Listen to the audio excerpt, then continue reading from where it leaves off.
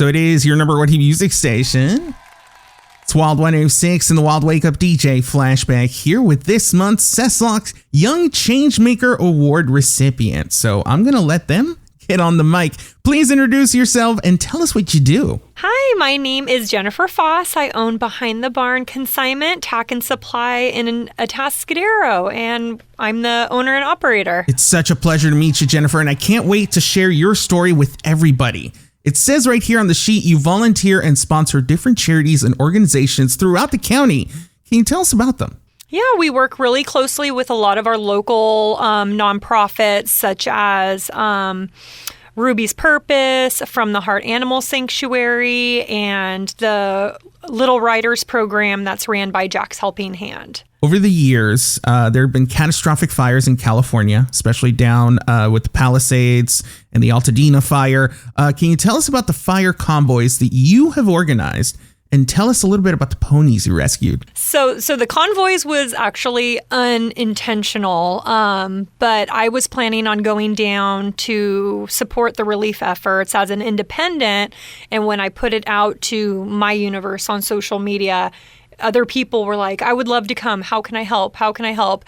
And it ended up turning into a convoy of at least 5 truck and trailers and 2 other private vehicles that we stuffed, filled with mother baby items, family items, animal supply items. And then I think there was 4 of us that had horse-related items specifically, and that went out to Hanson Dam and the LA Equestrian Center. And while we were down there, I was made contact with by a local rescue who had ponies that needed to evacuate. And I told them, we're going to unload our trailers first, and then we're going to connect with you as soon as we're done. We made contact with them and come to find out that these ponies not only were in the evacuation area, they were in an active burn location. So when we crossed the barricades that looked just like what you saw on TV, you had police, fire, National Guard. It was kind of like a God be with you. Once you cross these lines, you are on your own. Please be safe. These are things to look out for. We were crossing over down power lines. And when we got to the ponies, I didn't know what the condition of them was going to be in. I didn't know if we were going to be actually dropping them off at Alamo Pendado, which is, between LA and us. And it's a large animal emergency vet, and surprisingly they were crispy critters. They look like they got torched, but all things considered, besides some respiratory issues, they were stable. We caught them, bribed them with some horse cookies, and I've never seen 2 little ponies willingly jump into a trailer so quickly. So they're actually still with us while the family is rebuilding on their property on Topanga Canyon, and yeah, they're doing lovely. They needed very minimal veterinary care when we got them. So our local vet did see them, and pretty much all they needed was fresh air and fresh water and good food. And yeah, they rebounded beautifully. Wow. Honestly, incredible. What's the distance between the emergency officials telling you were on your own and where you found the ponies? I want to say it was about a 5-mile up Topanga Canyon, which is actually like a single lane road. I'm sure that was the longest 5 miles you ever drove. It was very nerve-wracking. There's tree branches down, and we have a 3-horse trailer behind a huge truck. And so we're trying to figure out there was no turnaround. So once we got about halfway there, we kind of knew we're going for it. And thank goodness, where they were at the top of Topanga Canyon, we were able to kind of pull into a neighbor's driveway and then back it up. But we did have to do maybe a 1/4-mile walk to get the ponies and walk back to the trailer because everything was just gone.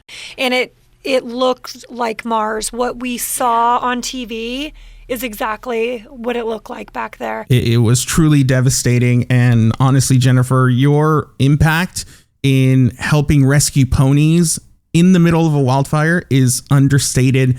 Just how incredible that is. What advice do you have for people that are dreaming of opening their own business, but are like, should I go for it or should I not? Oh, that's such a good one.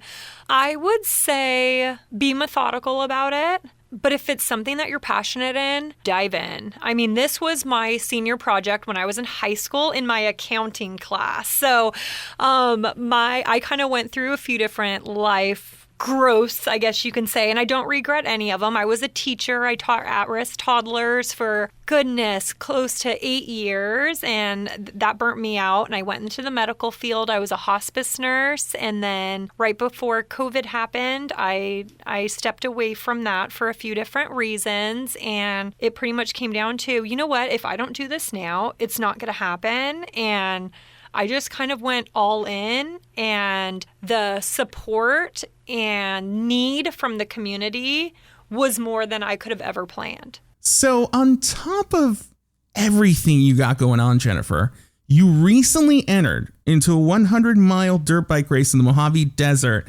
What was that like, and what was going through your head? I personally did not do the 100-mile race. So there was a group of, I think, 7 of us, my husband, our best friend, Alex, and his dad, and our 2 Russ friends. And you got the choice to enter in all these different classes. So I entered in the Misfit class, which was 25 miles. I've never done anything like this. I've just been a casual dirt bike trail rider, and no race at all experience. I had no business doing this, and it was so much fun. The motto with the Bitwell race is good times, not lap times. So you can definitely tell the people that were racing for the time slot, but it was amazing. It was an amazing experience, and I hope to do it again next year. So how does it feel knowing that you were this month's recipient? It's a trip. I think that I do things to support our community without even kind of having common sense doing it first. I'm very impulsive when it comes to that. So it's really nice to hear that the community supports my efforts, and they are right there shoulder to shoulder with me through all of my shenanigan ideas and, advocacy. So I really appreciate that. The incredible Jennifer Foss. You're a SESLOC Young Change Maker Award recipient of the month, and also the owner of Behind the Barn Consignment Tack and Supply in Atascadero. You can visit them at 7425 El Camino Real, Unit F and G in the city of Atascadero, or you can go to behindthebarnconsignment.com. And of course, we're going to be posting Jennifer's interview up on our website, wild1061.com, very shortly. And you can also check out the other Young Changemakers that we featured here on the show with our friends over at SESLOC Credit Union. And also, you have a link to the form there on how you can nominate the next Young Changemaker. So go to wild1061.com and go to the top of the page to find the link of SESLOC's Young Changemakers of the Central Coast.